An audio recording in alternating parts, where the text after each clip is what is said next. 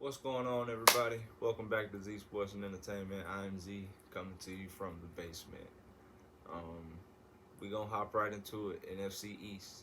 NFC East got the Eagles, Cowboys, Giants, and the newly named Washington Commanders.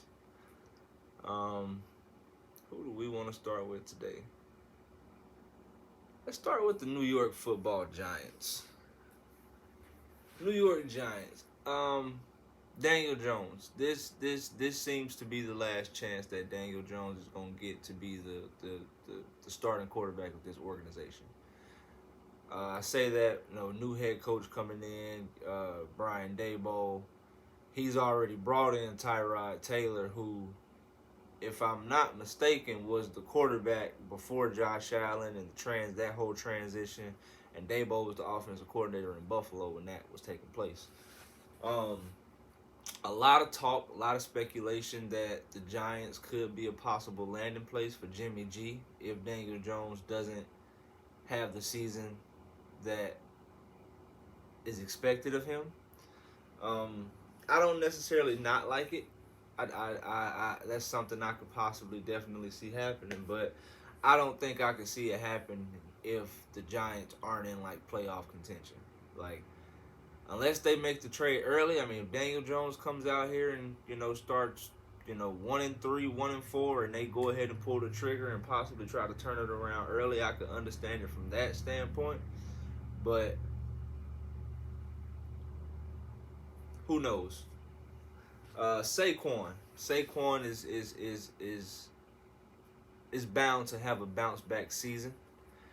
All signs are pointing to him being one of the biggest yards from scrimmage players in the league this year. So fantasy owners, he might be somebody that you might want to keep an eye on.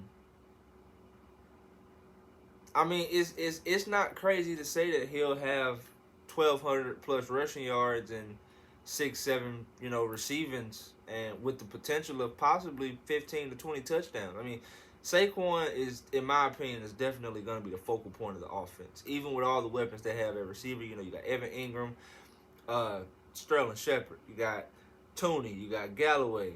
They saying Colin Johnson is having a hell of a camp. I mean, Darius Slayton. I mean, they got guys to throw the ball to.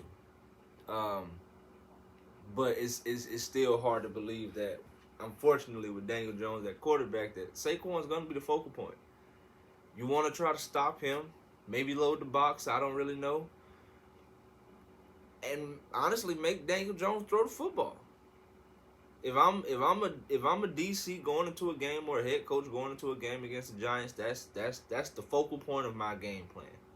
Stop Saquon, or contain or limit Saquon, and make Daniel Jones throw the football. That's my game plan. I mentioned the weapons offensively. They do have they have a nice group of receivers. They have Evan Ingram at tight end. They I don't know. The Giants just somehow seem to not, since like the Victor Cruz and Odell and Mario Manningham and Hakeem Hicks and not Hakeem Hicks, Hakeem Nicks. It's like, I don't know, they haven't been able to, maximize the potential of their receiving corps lately. 2 first-round picks, Evan Neal and Thibodeau, look amazing. I think Thibodeau is going to be a no doubt about it, bona fide 10-plus a year sack type of guy. And Evan Neal is looking like he's going to be a stud at tackle. I mean, you got 2 SEC boys at tackles. You got Thomas from Georgia at left. You got Neal from Bama at right. You seem to finally be able to form an offensive line to protect Daniel Jones. I mean, it's all signs are pointing to this team being better. It's new head coach. It's just a lot to digest with the Giants.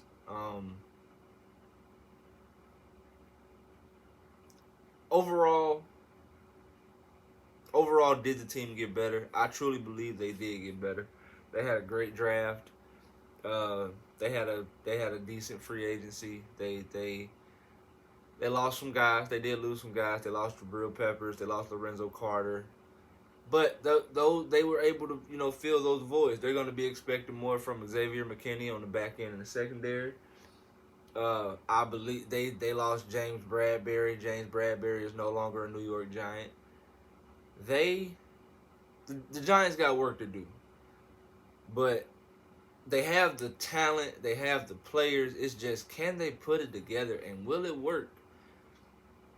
And the last thing I really got for the Giants, man, is can they compete? And I'm not necessarily speaking from an entire NFC perspective here. I'm just speaking NFC East. Can these guys compete with the Commanders, the Cowboys, the Eagles? Everybody knows that this is the division that hasn't had consecutive or back-to-back winners in I don't know how long. I don't know what the actual number is, but it's been a long time since this division has had back-to-back, division winners. And not to say that they can go from worst to first, or I don't know if I think they were worst to first, or I don't know, but the NFC East is proven to be a division where teams are going to beat up on each other. I know as of late, a lot of years, it's been Eagles, Cowboys, and the Commanders or the football team or the Giants might sneak in from a competitive standpoint. But, I mean, can the Giants compete? In this division, I do think they compete. This division has a long history of just beating up on each other. Like, just seriously beating up on each other. So they could possibly steal a game or two in the division to help their overall record. Where do we go from here? My season prediction for the New York Football Giants from a record standpoint, I got the Giants going 7-10. I truly believe that the culture in New York is turning over. It's getting better. They're being competitive. I just think it's looking up for the Giants. I can't say the same for specific players such as Daniel Jones. I can't sit here and say that he'll be the quarterback next year after a 7-10 season. Don't know. The next year's draft is going to be quarterback loaded in the first round. I mean, seriously, loaded. So there's a lot of guys on short leashes. We're gonna move up to the Cowboys. We got the Dallas Cowboys, America's quote unquote team. I think we're gonna see like the true Dak Prescott this season, and I'm saying that because you got no Coop. Coop's gone. You got no Cedric Wilson. Cedric Wilson's gone, and I know a lot. Well, why are you saying Cedric Wilson? Cedric Wilson was a pivotal part of that team. He was a key part of that offense. He made plays for them, man. He made plays for them. Now you're in a situation to where, I mean, you're hoping and praying. I mean, because you got to think about it. In the past, he's had Dak has always had targets. Whether it be Dez or whether it be Coop or whether it be... They've lost some receivers over the years. I mean, for the most part, Cedric Wilson was able to stick around for as long as he did. They made the trade for Coop, gave him the extension, and I guess whatever didn't work out. But they're expecting a lot from CeeDee Lamb and Michael Gallup. And I don't even know if Michael Gallup is 100% healthy. But, I mean, they're expecting, like it. From what it sounds like, they're expecting, like, Jamar Chase, Justin Jefferson type production from CeeDee Lamb this season. And that's a lot. That's a lot. That is a lot. Can he do it in a Mike McCarthy offense? I think so. You still got Dalton Schultz. That's a tough one for me, because the Cowboys they're so inconsistent. They are one of the most balanced teams in football, so it's kind of really hard to, figure out what they're going to do. But I think CeeDee Lamb could have a breakout year. Do I think Justin Jefferson's Jamar? No, but I think for him going into his first season as the wide receiver one, and seems to be having a great camp, I think CeeDee Lamb could put himself in the upper echelons of receivers in the NFL. Maybe not top 5 or nothing like that, but I think he's on his way. I think he's kind of gonna have that Devontae Adams type of progression, where the first couple of years he plays his role, and then when he finally gets, like when Jordy Nelson left Green Bay and Devontae Adams had to step into that role, and he showed up. I think that type of thing could be happening for CeeDee Lamb.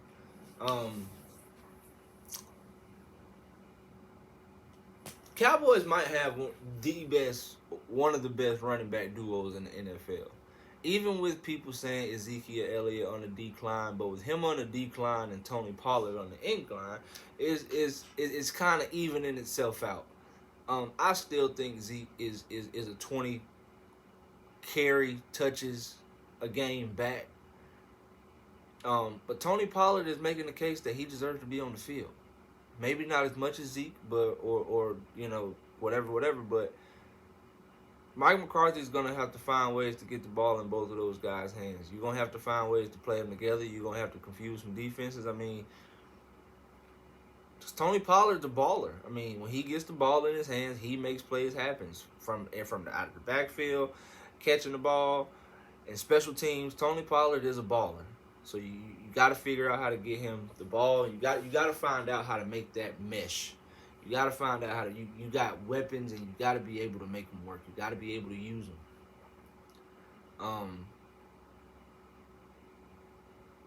I think they could have a big season. I think they could have a big season. So much so that if the pass game isn't what they expected it to be, and Lord forbid, injuries and things of that nature, but if they have to run the ball 25, 30 times a game, they're capable. They're very capable. Now, my next thing after that is that offensive line from a production standpoint the same? Because since Travis Frederick I'll be real with you, since Frederick has not been on the team, since he hasn't been the center, that O-line hasn't been the same. It hasn't. A lot of people, Tyron Smith is Tyron Smith. Zach Martin is Zach Martin. You don't have Connor Williams at left guard anymore. Lyle Collins is gone. I don't know what the Dallas O-line is. They aren't 5, first round talents anymore. It is not the case. You got Smith, you got Martin, and then whatever, you know what I'm saying? That's what you got. Can they hold up? Because the two best people on that offensive line haven't been the most, durable as of late. Yes, Tyron Smith is a beast. He's a dog. His arms are ridiculously long, but he has to be on the field. Same goes for Zach Martin. Overall, I think the offense will be, from a ranking standpoint, I say anywhere from 15 to 16 or 17, middle of the pack. I don't see them being, I don't see them coming out scoring 30, 40 points a game. I don't see them coming out putting up, 300-400 yards. I see the Cowboys being a very balanced. I see them, playing to their strengths. And just coaching. Coaching in Dallas has been a problem. Coaching. Don't flip it. Can Micah get any better? I don't know. If Micah comes out and has the same exact season he had last year, I mean, do you say he's not progressing? Because, he did some shit as a rookie that we haven't seen. Or if we have seen it, it's been a very long time. Holmes was an all-pro rookie. in contention for Defensive Player of the Year. He won Rookie of the Year, but like, I mean, he just had a different type. You know, the way Dan Quinn was able to use him all over the field in so many different situations was remarkable. To see Dan Quinn be able to just focus on one side of the ball and, you know, have all the pressures of the rest of the team be on somebody else so he could just coach. He did a hell of a job, man. Like, kudos to Dan Quinn. I love Dan Quinn. I have nothing but respect and admiration for Dan Quinn, and I wish him nothing but the best because he brought me a lot of joy. But Micah is going to be the focal point of that defense. And, I mean, he's got a year of film on him now, so now, I mean, they're going to be watching him. I mean, they were watching him last year. They were game planning for him last year, but he's different. He's different. Like, seriously, he's different. I'm curious to see where he's going to fall on the 2022 players list. He's different, just straight up. Diggs. Trayvon Diggs. This guy's under a lot of pressure. Not too many times can a guy have 11 or 12 interceptions in the season and you questioning him being a number one corner. It's crazy because he led the league in interceptions. On the flip side of that, he led the league in yards given up. All camp, I don't know if he's being targeted. I don't know what the deal is, but all camp, it's been like clockwork. Video clip after video clip after video clip of him losing some type of a battle in camp. First it was CeeDee Lamb. Then it was some kind of undrafted free agent that was on, I think he was on the practice squad last year, I'm not sure. And then there was the video of him, you know, like face guarding Keenan Allen and just it. I really hope he can come out here and like shut some people up because it's a lot of noise around him. It's a lot of noise around him, and it's gonna be a lot of eyes on him. And if I can see it now, first big play touchdown, the finger's gonna get pointed at him a lot for whatever goes wrong, just because of the stigma that's been, you know, put over his head, man. It's like a dark cloud, and it's not cool. It's not cool. You know, I think he deserves more respect than he's getting. Bottom line. Can they win games? Can the Cowboys win games?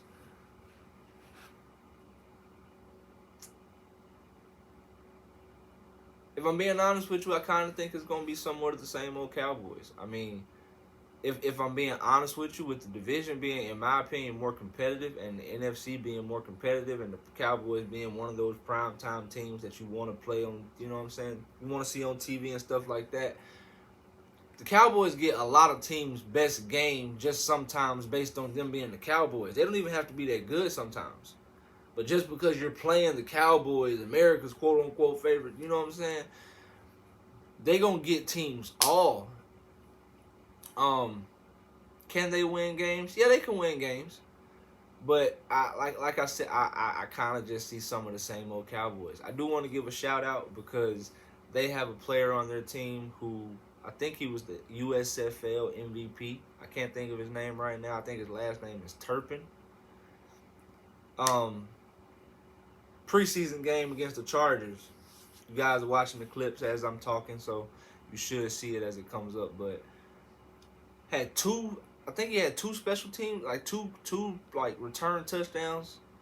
Like, he's played a lot of football in the last couple of months, and for him to be able to pick up and go through camp and boom, start the preseason, and yeah, he's played a lot of football this year, and the season hasn't even started. He's making a strong case for his roster spot.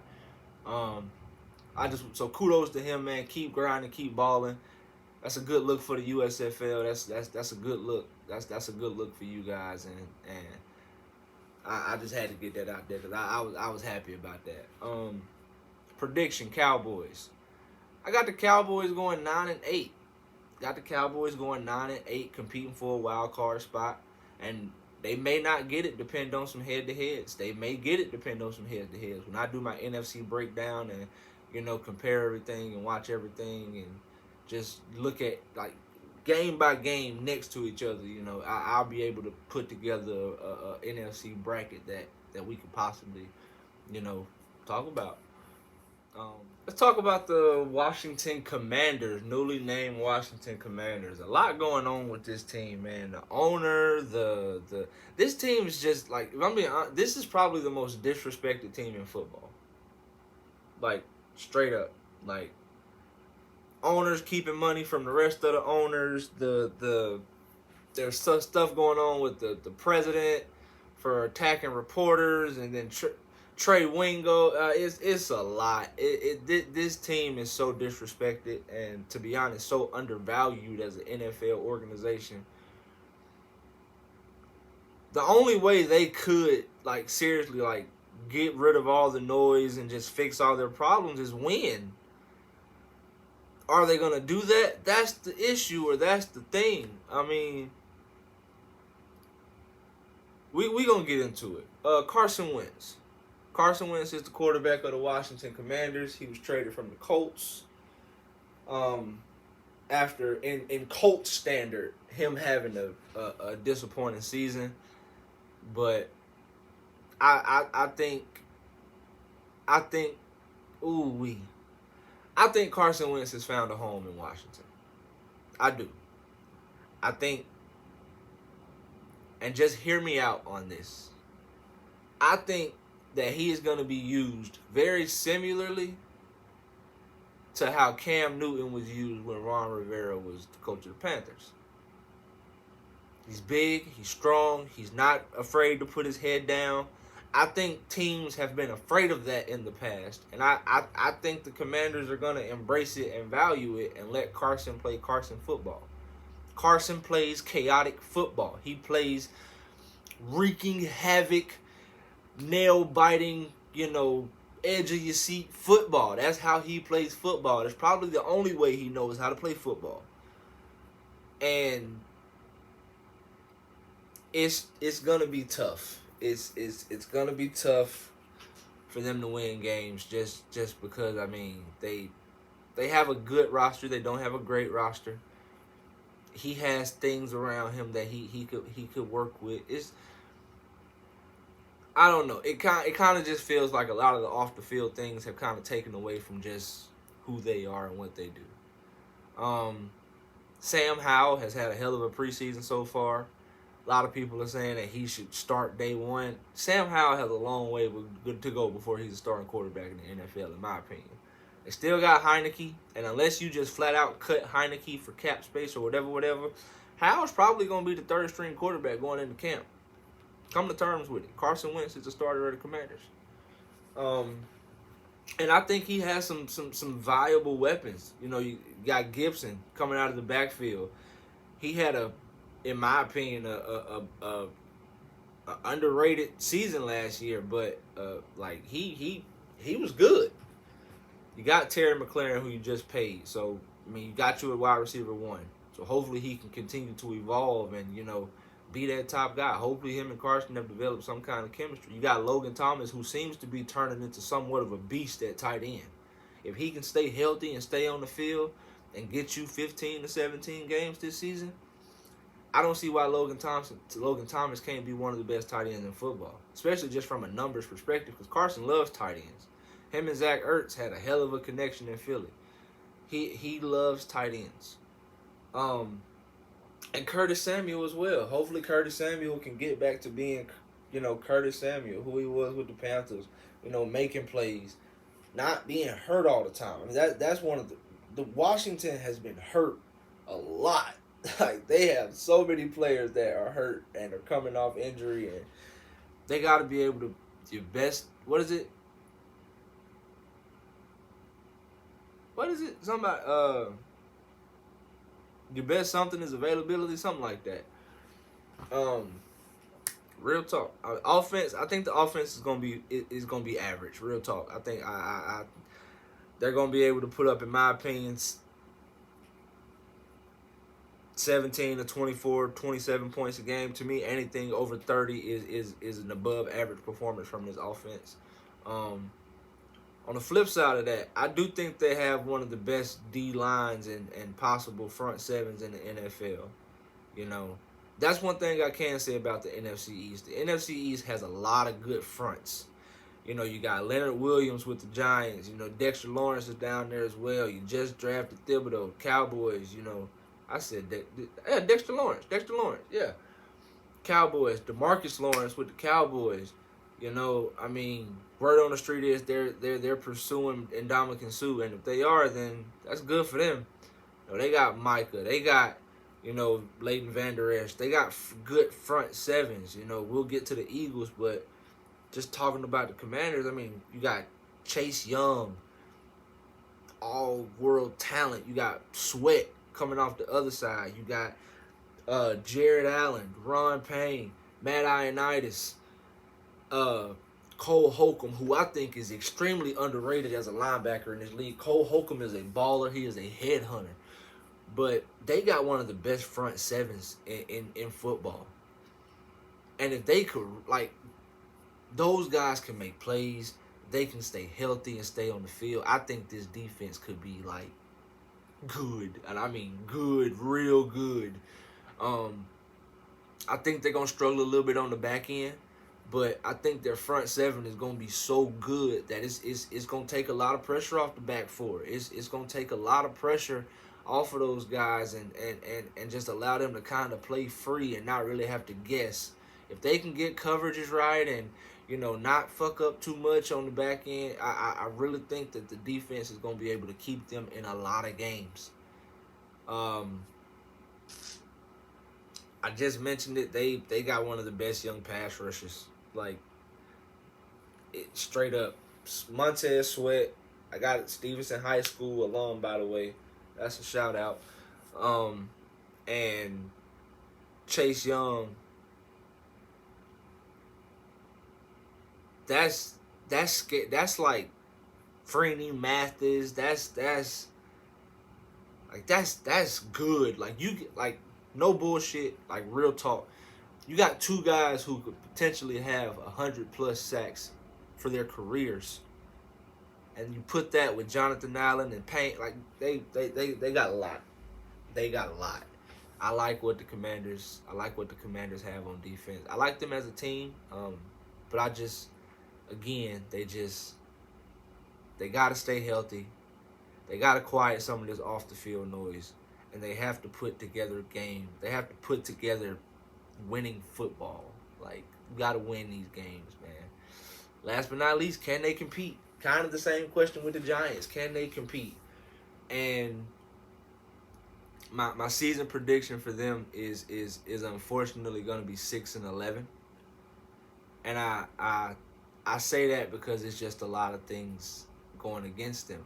I mean, with the offense being so unpredictable and unquestionable, and, you know, things like that, is there's a lot of pressure on the defense to keep them in games. There's a lot of I don't necessarily think anybody's on the hot seat. I think Ron Rivera is good from a coaching standpoint. I mean, Carson Wentz could be gone, depending on, you know, draft position and who's available, and, you know, if they're willing to trade up and kind of do the whole Robert Griffin thing all over again. But I think that I can't even necessarily say I think they're going in the right direction. Is the Commanders are one of those teams who are loaded with talent. But the thing is that talent going to win on this team? Are they going to be one of those teams that shop their talent around to other Super Bowl contending teams and accumulate draft picks and start all over? Like, there's a lot of different directions this team could go in. That's what I'm saying. And as of right now, I just don't know if it's going to translate to winning football in that division. It very well could. It very well could. But just speaking from an opinionated standpoint, I don't think so this year. Let's move on up to the Philadelphia Eagles. And as a Falcon fan, the Eagles have brought me a lot of pain. I don't really like the Eagles. I really don't. A lot of people I don't like the Eagles, stuff like that. Like I don't know. Is Eagles are one of those weird teams to me. Like you gotta understand, like when Vic was our quarterback, the Eagles beat us twice in the playoffs to kind of keep us from, going to that Super Bowl level. Like, you also got to understand the Eagles were the team that gave Vic a second chance. Like, then, on the flip side of that, like, the year they won the Super Bowl, they had to beat us the year after we lost the Super Bowl. It's a lot with us and the Eagles, man. And it just truly is.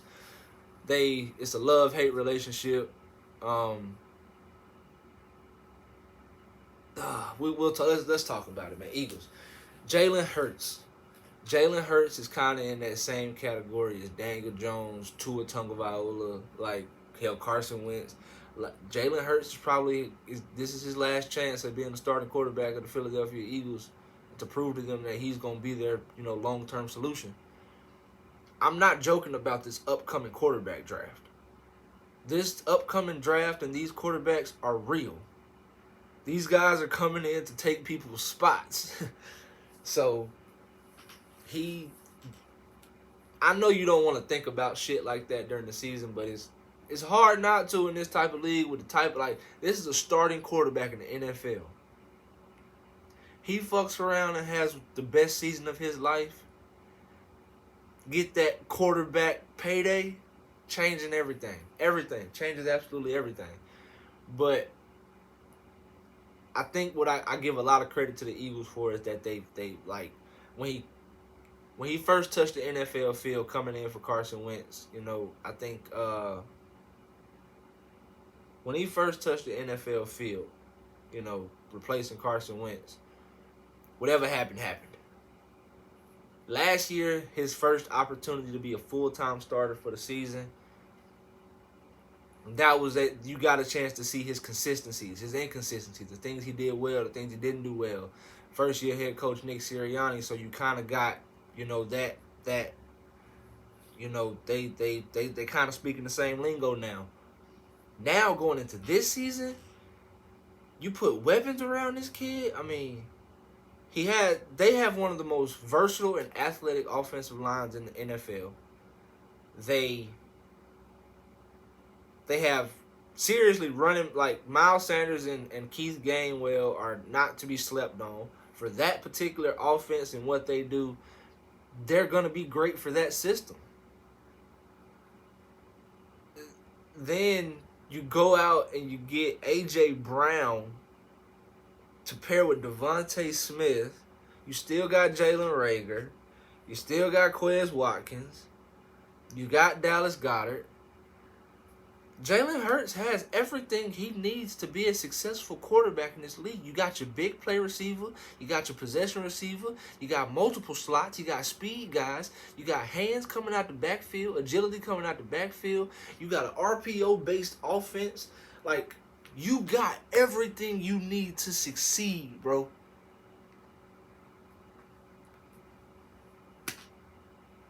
Gotta go out there and do it. I mean, seriously, you got to go out there and do it. You got to put pen to paper. You got to go out there and do it. Running back by committee, I just kind of spoke on that with Gainwell and Lord have mercy, Miles Sanders. I'm pretty sure there's somebody else in that backfield I'm forgetting because I for some reason in my head there's more than two. Again, just spoke on it again. One of the best O-lines in football. Like seriously, him, like Lane Johnson, Landon Dickerson, Jason Kelsey, Jordan Montolip, whatever his name is, big 6'8" dude. They got a huge O-line like that's gonna move people, man. Like for real. They got. I'm very interested to see this Eagles offense. I don't think that the Eagles offense, in my opinion, is gonna be time of possession based, which means they're going to have the ball a lot. They're not going to have a lot of chunk plays. They're going to have a lot of 3 to 4 and 6 to 7 and 9 to 11 yard plays that accumulate 9, 10, 11, 12, 13 play drives that are going to tire these defenses out, make them think, what are they going to do next? Like, they got a lot to offer on offense, and I'm really looking forward to it. I don't really think they're going to put up too many points, but I think they're going to control the pace of the games. I think they're going to control the tempos. I think they're going to, like real talk. We're going to flip it. We're going to talk about the defense a little bit, and kind of like a couple other teams that I've spoke about in this division. I mean, they pass rush. I mean, they got dogs. Like, I mean, sheesh. They got people, man. I mean, Fletcher Cox, Jordan Davis. I mean, they got Sweat, Barnett. They got Hassan Reddick. I think they still got Brandon Graham. Like, they got people who can get after the quarterback. Then that linebacker. I mean, and real talk, not all bias aside, if you bring in the Kobe Dean as a third-round pick, who's a first-round talent, and you start him at middle linebacker day one, he's going to be one of the best linebackers in football very shortly. It's not going to take long. It's not going to take long. I watched that kid for 3 years, maybe even 4 years. I don't know how long he played, but I watched that kid at Georgia, and I watched him take over for Roquan Smith, and that defense didn't miss a beat. Not one beat. Don't even get me started on Jordan Davis. Like that, he's just amazing as a human. Jordan Davis is one of the best human beings ever. Like, that dude is great. I know y'all have seen the clips of him pushing people around, getting double teamed. I mean, Jordan Davis got a lot to offer. As a matter of fact, as I'm recording this video, I'm watching the Browns versus Eagles game right here on the other monitor. But, yeah, I mean, they got, and like, this division is probably going to produce the most sacks. Probably. It's going to be up there. This division is going to produce a lot of sacks. A lot of quarterbacks are going down. I just say that. And, I mean, you got Slay in the secondary. You got you a lockdown. I'm not too confident in the safety play. Just me speaking honestly. But I think the Eagles are good, like, from an overall, like, just team and the pieces they have, and, you know, from, like, coach to player match and stuff like that. The biggest thing for the Eagles is just, can they build on last season? Can they build on last season? Can they build on the draft? Can they build on the offseason and just continue to go in that direction to put them back in Super Bowl contention? That's real talk. If they can do that, I see no reason why the Eagles can't. Spoiler alert, giving my prediction right now. I see no reason why the Eagles can't win this division. I have the Eagles going 10-7, and in this division with the Cowboys going 9-8, Giants going 7-10, Commanders going 6-11, I have the Eagles winning this division at 10-7. With that, a lot of things could come from that. Jalen Hurts could remain the starting quarterback. I mean, that gives them home field in the playoffs for at least one game. I mean, I think the Eagles could be one of those teams that once playoff time comes, nobody's going to want to play Philly. Nobody's going to want to go up there, and I don't think nobody's going to want them to come into their house because they nasty.